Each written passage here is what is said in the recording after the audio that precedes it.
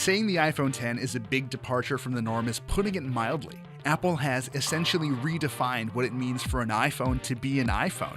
Obviously, this many changes means a lot could have gone wrong, but thankfully that wasn't the case. The iPhone X isn't perfect, but it's proof that the old ways of thinking aren't the only ones worth using. As always, let's start with the design. The iPhone X is an impeccably built machine, from the seamless way the front and back glass are joined to the body to the extra reassuring weight of the stainless steel Apple used to build the frame. Long story short, it's what a $1,000 iPhone should feel like. And for someone like me who has always preferred bigger smartphone screens but never loved the way big iPhones felt, the iPhone X just feels right. That's no surprise though, is it? If there's one thing you can count on Apple for, it's for them to build a high-quality device. It is, however, a little weird to use if you're coming from an old iPhone. There's no home button, no Touch ID, and the 5.8-inch OLED screen stretches almost all the way across the iPhone X's face. That screen, by the way, is excellent. Samsung built the panel to Apple's specifications, and it's among the prettiest I've ever seen on a smartphone. If you're used to seeing Samsung's vivid, punchy AMOLED screens, this one might leave you a little cold since it's tuned to look a little more natural. I certainly don't mind it though, if only because it's leagues ahead of the LCD screens Apple uses in its other phones. The iPhone X screen has a wide color gamut though, which helps make some images look more lively, and it packs support for HDR10 and Dolby Vision HDR, so you're not going to run out of pretty things to look at anytime soon. But there is a notch, a noticeable black notch. You probably know by now that in addition to all the usual stuff Apple squeezes into the tops of its phones, that notch also plays host to all the stuff that makes Face ID work. In other words, it's a necessary evil.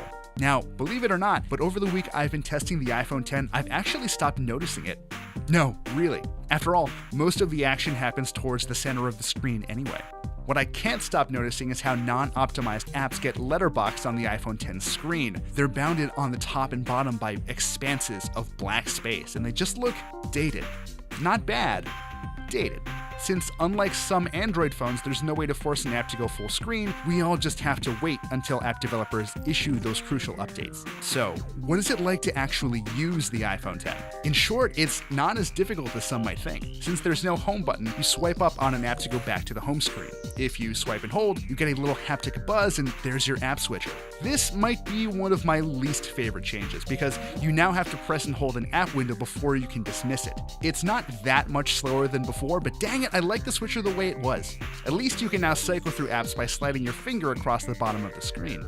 Anyway, since the iPhone X is smaller than the 8 Plus, it's quite easy to operate with one hand. If you need to reach the top of the screen without stretching your thumb though, you can turn on reachability. After that's done, a swipe down on the bottom of the screen brings the top of the screen within easy reach. Your mileage may vary, but it only took me about a day to get used to these changes, except for Control Center. Even now, I find myself swiping up to change the brightness, only to remember that you now have to swipe down from the right side of the notch to get to those controls.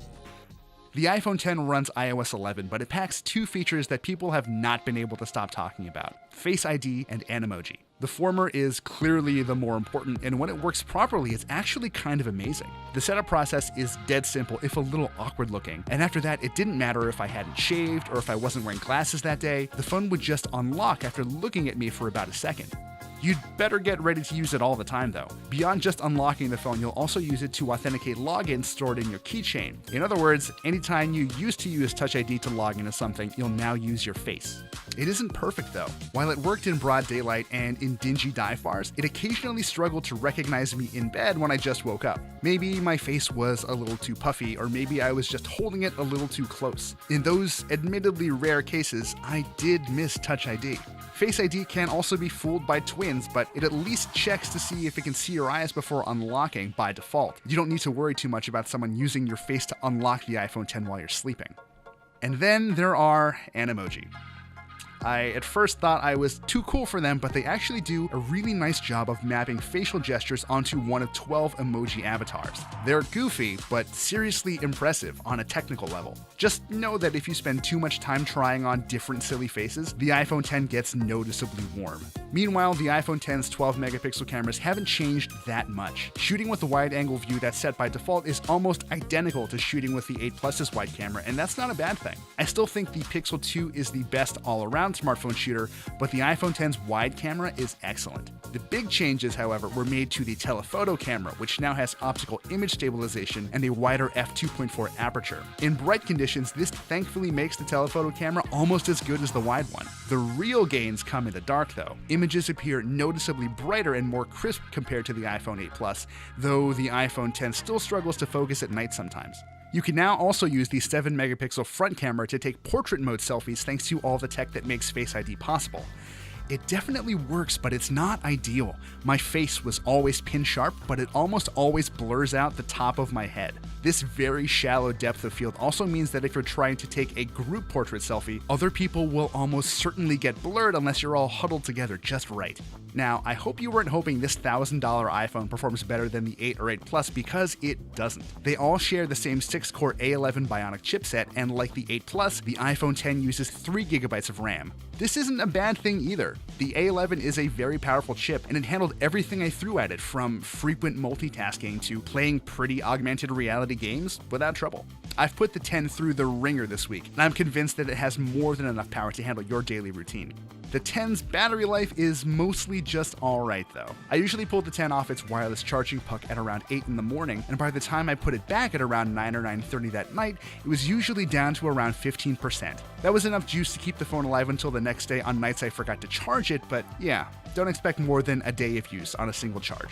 Now, after spending a week with the iPhone X, I guess there's only one appropriate way to end this video.